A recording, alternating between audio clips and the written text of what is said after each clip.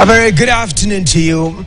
There is a wise proverb from the land of Africa. And you can see I'm trying to get my PLO mood. Yeah, from the land of Africa. And the proverb says that if a bird flies from the ground and it lands on an anthill, that bird is still on the ground.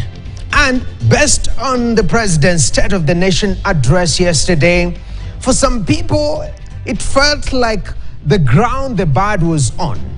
And when we saw our legislators giving our president a standing ovation for cancelling the Adani Deal, then for them, they felt they were on top of the anthill, but still on the ground. Welcome to Business Today. It is Friday. I'm Nokip Kimboy, and we have great stories for you and proper analysis. Of course, with us, I have Josephat Karanja, who is tax consulting senior manager at RSM East Africa, and also our very own Ken Gishinga, lead economist at Mentoria Economics. They'll be giving us the details in regards to this State of the Nation address, post-analysis, and what we really need to have focused on. Starting us off, I'd like us to begin on matters to do with Stanek Bank, where Stanek Bank actually has reported a 10.1 billion profit after tax for the third quarter of 2024. And if you can just walk with me, there is that particular slide here so that we can see the performance of this particular bank. So for quarter 3 2024, we've seen profit after tax of 10.1 billion shillings, net interest income standing at 8.9 billion shillings, and credit impairment charges standing at 2.7 billion shillings. This is the latest from the world of credit, actually Stanek Bank. We've been seeing actually banks releasing their Q3 results, and there's been that discussion about banks lowering their interest rates. Of course, it's a discussion we had earlier this week. The Central Bank of Kenya is supposed to be meeting these banks. I believe they're meeting today with some of these leaders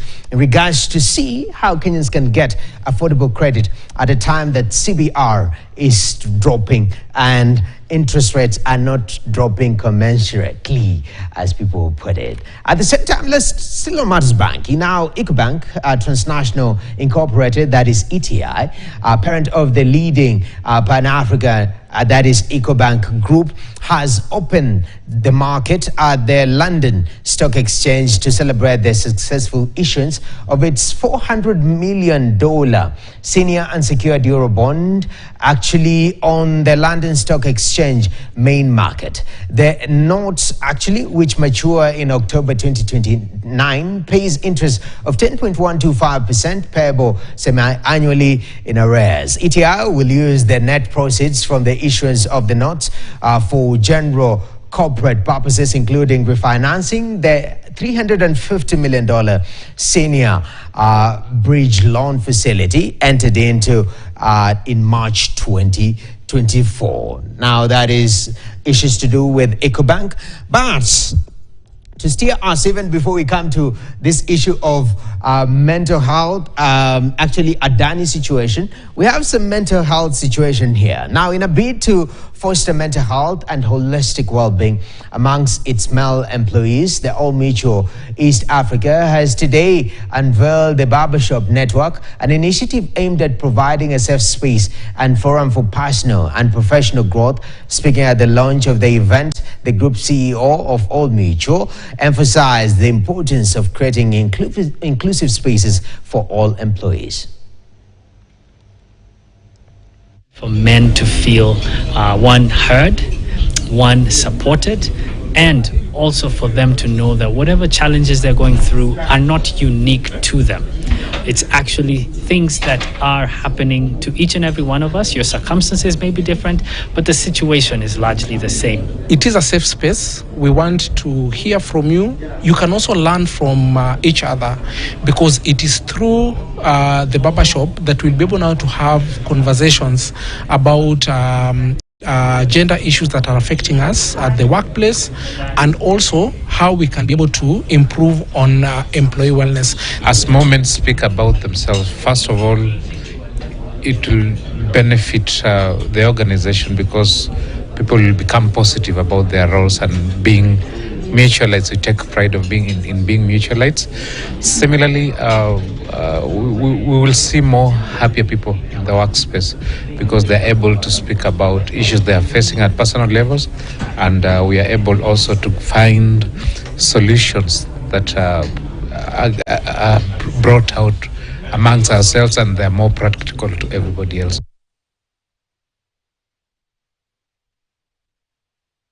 All right, now we start to actually slide into a conversation today. President William Ruto directed the Ministries of Transport and that of Energy to cancel the proposed 260 billion shillings JKIA expansion project and the 95 billion shilling deal with Kenya Electricity Transmission Company with Indian billionaire Gautam Adani following the criminal charges he faces in the US. In his State of the Nation address, the head of state said the partnership that will see Adani take over infrastructure in the energy and aviation sectors for 30 years has been cancelled. Daniel Kariki with the details.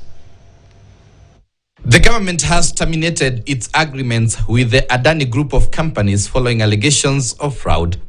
During his State of the Nation address, President William Ruto instructed the Ministries of Transport and Energy to immediately cancel all contracts with the embattled conglomerate.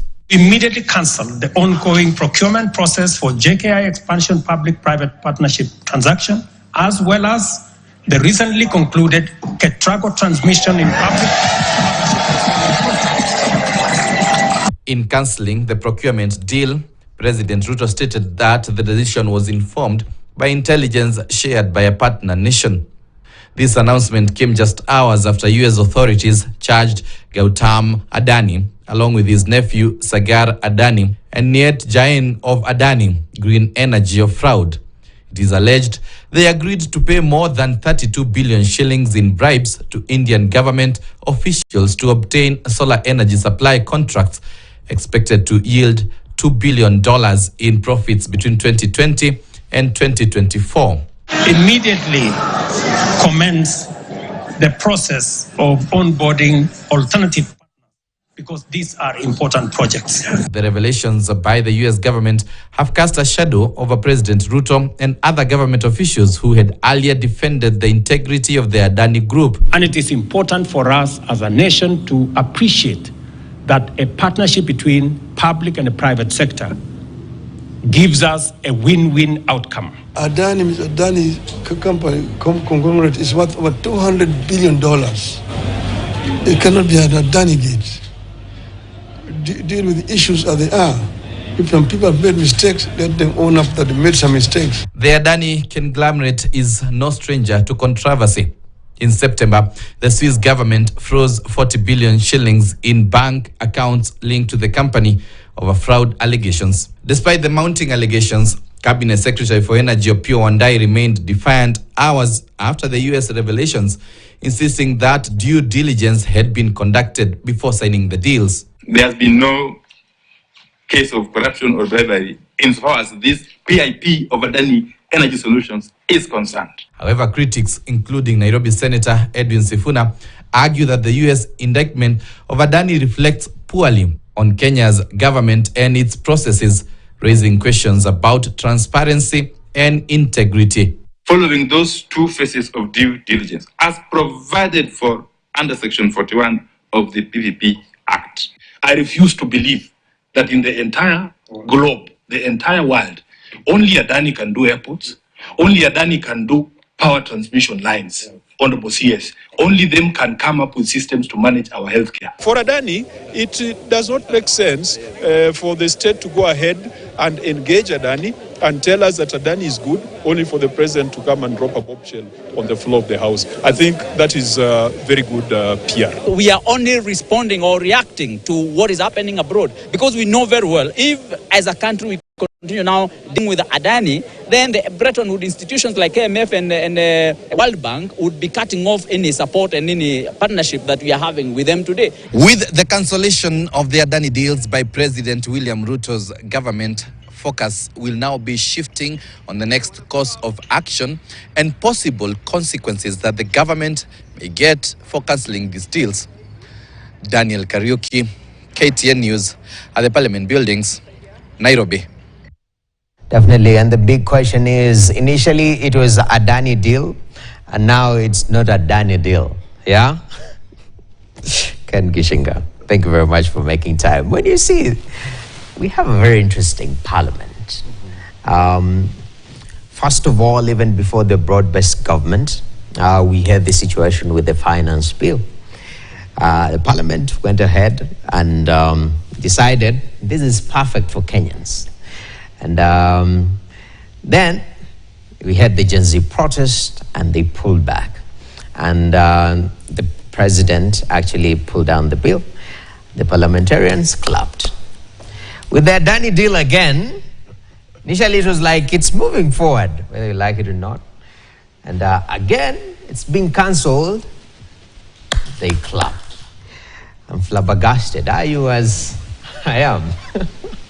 Absolutely no. I think it shows our parliament is not as independent as the constitution envisaged it to be. It gets a lot of directions from the executive. Okay. So it's time left, time right. And yeah, definitely.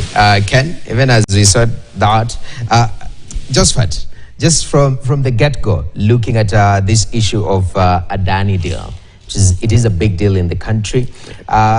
Your first reaction when you saw the president say this one is cancelled, we're not dealing with Adani. I know the health situation they haven't addressed, but how did you process that move?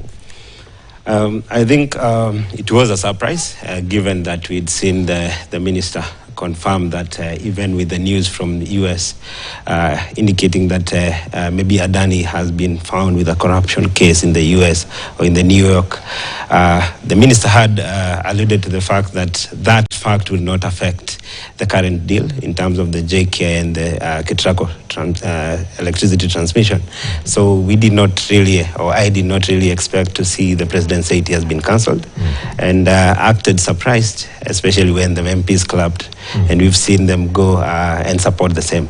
So I think that was my immediate reaction around this. Definitely, yes. And it's quite concerning because apparently we had telltale signs. Yeah. And when you see, because after the Treasury Cabinet Secretary, whom we're going to be discussing later on matters taxation, you are the tax expert here.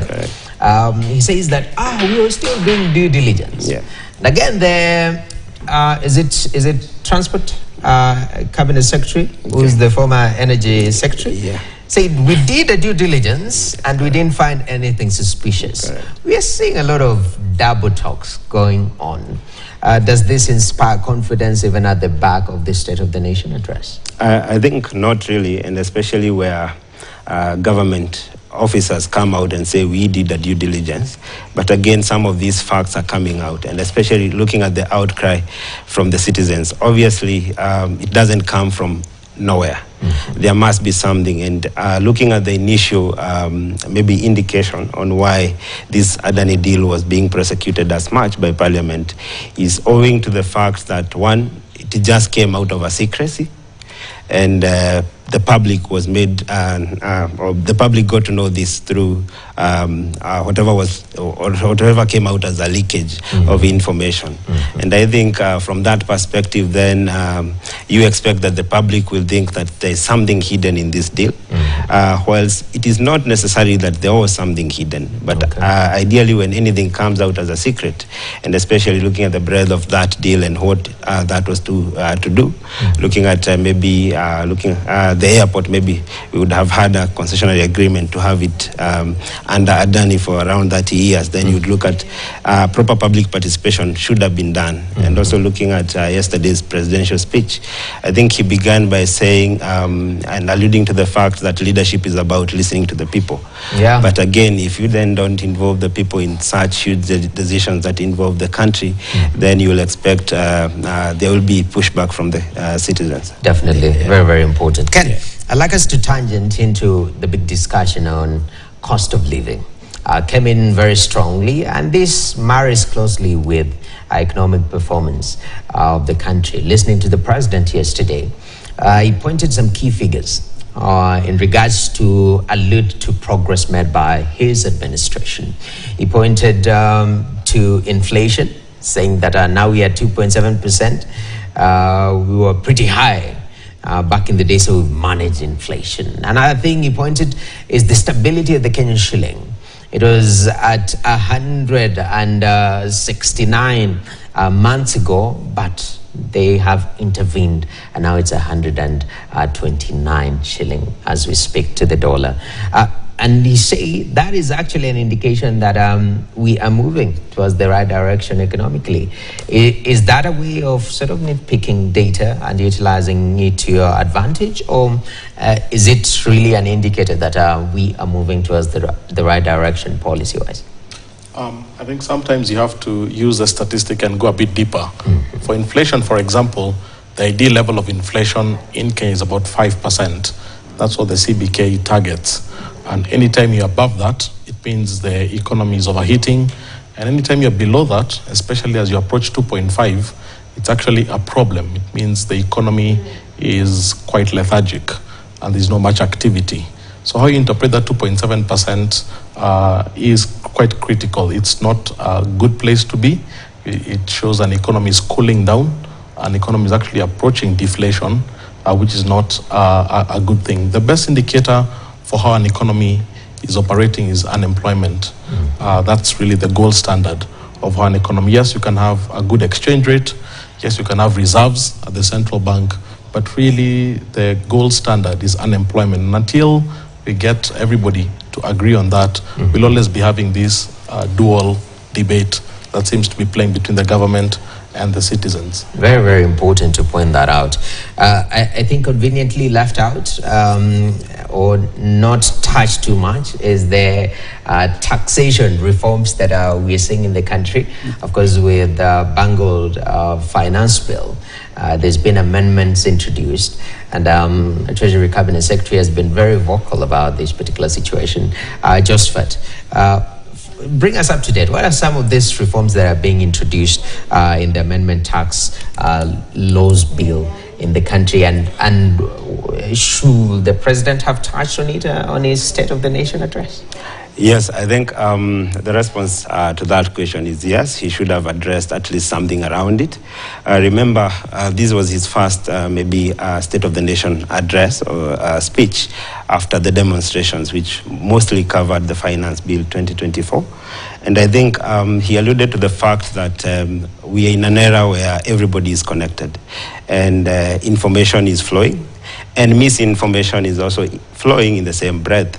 And looking at what is out there might be misinformation. Remember, the Finance Bill 2024, even if it was rejected, did not necessarily mean that it had bad things. There were some good items within that bill, and we are seeing some being reintroduced within the current bills that we are seeing. That is the Tax Amendment Bill and the Tax Procedures Amendment Bill.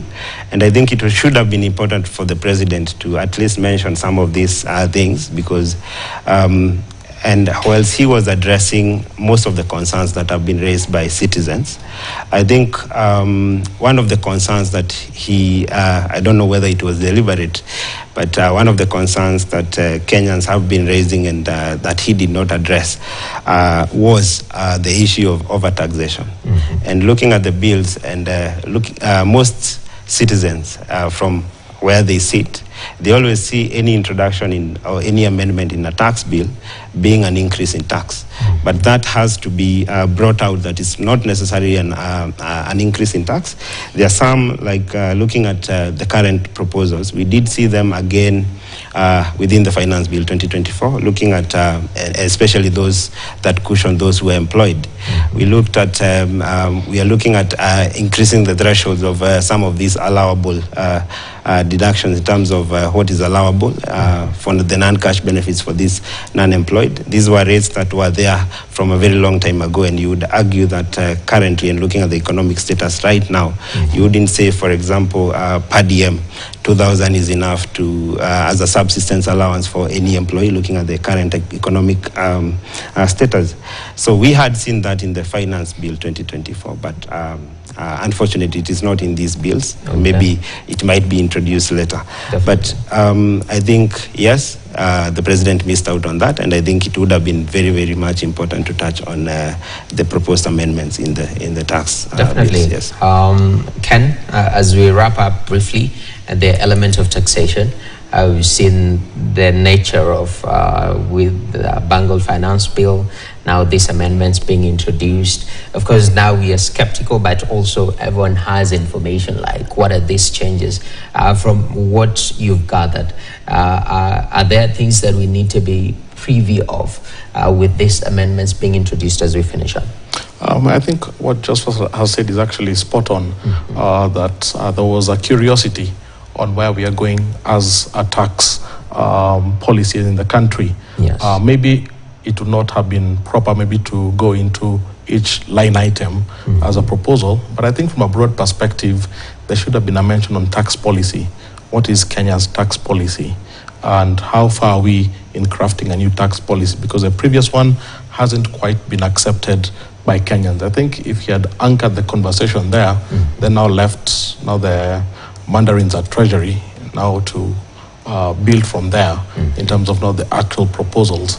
I think that would have set him up nicely. But the lack of the framework on what's a good tax policy for the country, I think for me that was a missed opportunity. Definitely.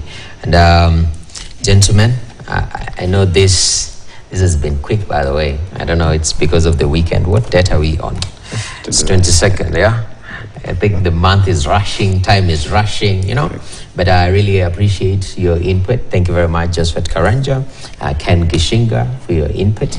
And I'm glad you guys matched your shots. I think you had a discussion about this. But ladies and gentlemen, as we put a full stop to business today, there is another interesting African saying. I like this one. It says that a roaring lion kills no game. Okay? You might have game, but if you roar and you're not doing something about it, you kill no game. At the end of the day, it's all about action. Thank you for joining with us on Business Today over the past 1 week. We put a full stop this week. My name is Noki Kimboy. And have yourself a great weekend. And let's meet next week. Same place, same time. For now, we're out. Sansana.